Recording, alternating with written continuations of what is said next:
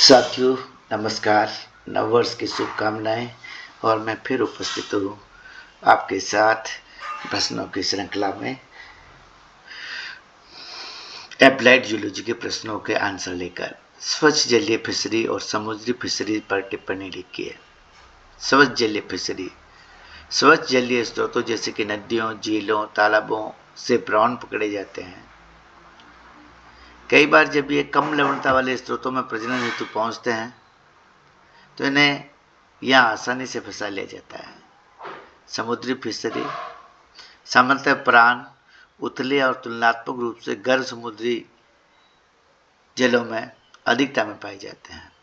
समुद्री झींगा मत्स्यन का कार्य उतले क्षेत्रों में लगभग 40 मीटर की गहराई तक ही सीमित रहता है। भारतीय महासागर के तटीय प्रदेशों पर पकड़े गए प्राण पेनिडी कुल के सदस्य होते हैं। संवर्धन योग्य मछलियों की विशेषताएं लिखिए। संवर्धन योग्य मछलियों की विशेषताएं: विकास एवं परिवर्धन तीव्र गति से होना चाहिए ताकि उच्च मात्रा में इन्हें प्राप्त किया जा सके। खाद्य गुणवत्ता उच्च प्रकार की होनी चाहिए। अन्य मछलियों के साथ तालाबों में आसानी से रह सकें एवं सक्षम होनी चाहिए तथा प्रजनन की दर इनमें तीव्र होनी चाहिए। वातावरणीय परिवर्तनों के प्रति सहनशील होनी चाहिए और अचानक से आए परिवर्तनों का इन पर कोई विपरीत प्रभाव नहीं पड़ना चाहिए।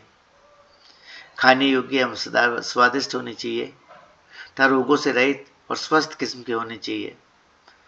प्राकृतिक भोजन के अतिरिक्त कृत्रिम भोजन को सहजता से ग्रहण करने वाली प्रवृत्ति होनी चाहिए तथा वृद्धि और विकास के लिए कम भोजन ग्रहण करने वाली होनी चाहिए और सामान्यतः शाकाहारी होनी चाहिए।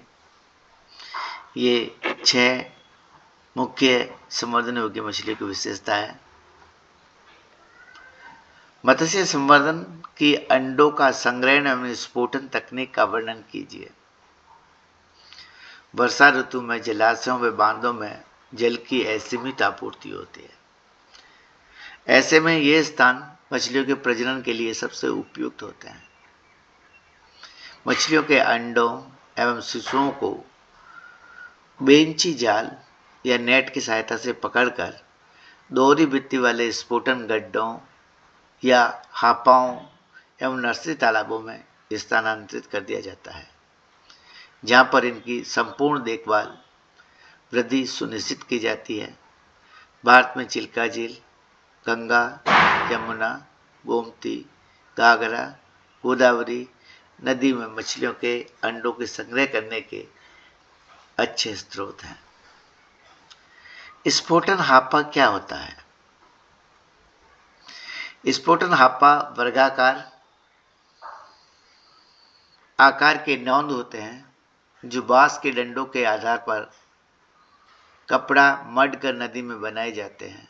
ये बांस के डंडे नदी में गाड़ दिए जाते हैं और इन हापा में मछली के अंडे जलधारा से लगातार ऑक्सीजन प्राप्त करते हैं। ये हापा अपने से बड़े आमाप के हापा में स्थापित किया जाता है जो मोटे कपड़े से बने होते हैं।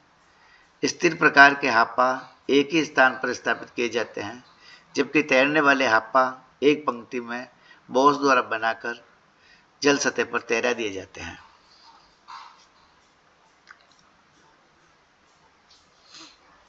प्रजनन ताल क्या होते हैं? प्रजनन ताल इनका निर्माण मछलियों में प्रजनन करवाने हेतु किया जाता है, जो सामान्यतः किसी भी नदी के समीप निर्मित किए जाते हैं।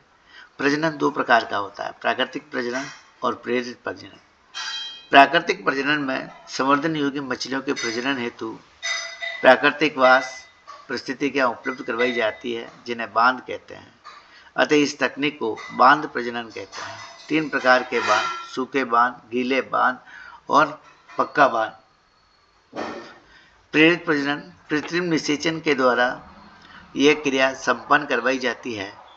अनेक कारक जैसे धाराएं, 24 से 32 डिग्री के मध्य का तापक्रम, तेज वर्षा, बादलों की उपस्थिति, प्रकाश की उचित व्यवस्था, पीयूष ग्रंथि का सार, HCG व डीऑक्सीकॉर्टिकोस्टेरॉन इत्यादि हार्मोन का अंतक्षेपण इत्यादि को प्रेरित प्रकार के प्रजनन को उत्तेजित करते हैं। धन्यवाद। जय हिंद, जय भारत। नव वर्ष की आपको शुभकामनाएं। आज का वीडियो हमारे यहीं पे समाप्त होता है।